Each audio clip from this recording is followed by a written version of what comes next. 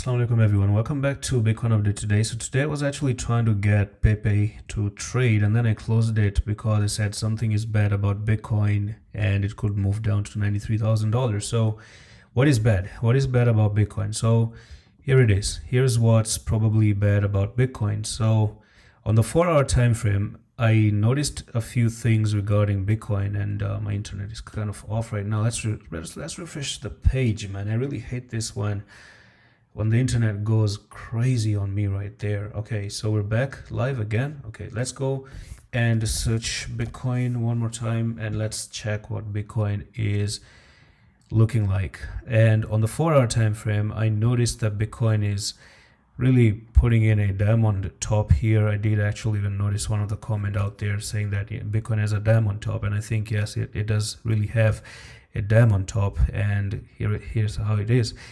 So we saw a good push to the upside. I think they actually took a lot of stop losses out there, and then again they pushed the prices back inside again, and they're inside the triangle, and the next target is to come down to $102,000 and eventually come all the way down, breakout, retest. And when you play out this whole diamond top, so you know it's a reversal pattern. When you go up and you form that little bit of a triangle top, it's a reversal to go to the downside.